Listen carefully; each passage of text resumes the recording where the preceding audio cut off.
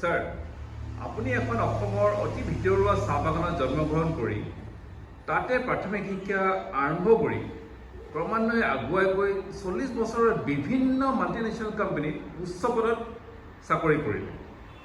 সেই সূত্ৰে পৃথিৱীৰ 16খন দেশতো আপুনি ঘূৰিলে, অভিজ্ঞতা লাভ কৰিলে।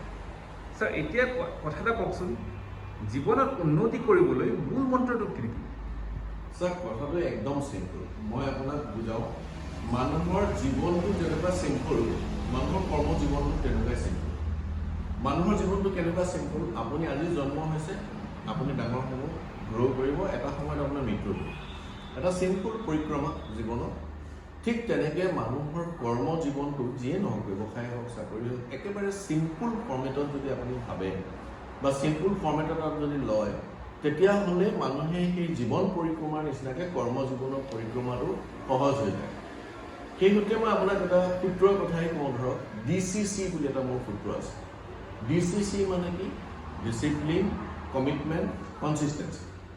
এই তিনিটা বস্তু যদি আপোনাৰ লগত থাকে, আপুনি যদি মানুহজন ডিচিপ্লিন হয়, আপুনি যদি যিকোনো এটা কাম যদি আপুনি কমিটেড হয়, আৰু সেই বস্তুৰ পৰিক্ৰমাটোত যদি আপুনি মানুহজন কনচিষ্টেণ্ট হৈ থাকে, মানে প্ৰতিদিনেই ভাগৰ নলগাকৈ কামটো কৰিব লাগিব, এই তিনিটা গুণ যদি আপোনাৰ থাকে, আপুনি যি কামেই হাত দিয়ক আপুনি সফল হ'বই।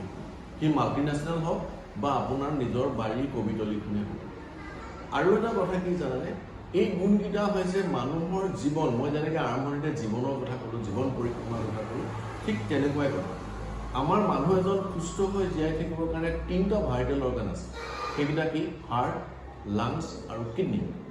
এই 3টাৰ যদি সমানে ফাংচন কৰি থাকে, মানুহজন সুস্থ হৈ জীয়াই থাকিব। কিন্তু তাৰ এটা বা দুটা বা এটাইকেইটা যদি ফাংচন কৰিবলৈ বন্ধ কৰি দিয়ে, মানুহটো ইনষ্টেণ্ট মৰি থাকিব।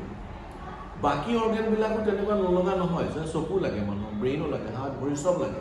কিন্তু মানুহ জীয়াই থাকিবৰ কাৰণে সেই 3টা ভাইটেল অৰ্গেন জীয়াই থাকিবলৈ লাগে। ঠিক তেনেকৈ আপুনি কৰ্মত উন্নতি কৰিবৰ কাৰণে DCC অৰ্থাৎ ডিচিপ্লিন, কমিটমেণ্ট এণ্ড কনচিষ্টেঞ্চি লাগে। এইকেইটা নহ'লে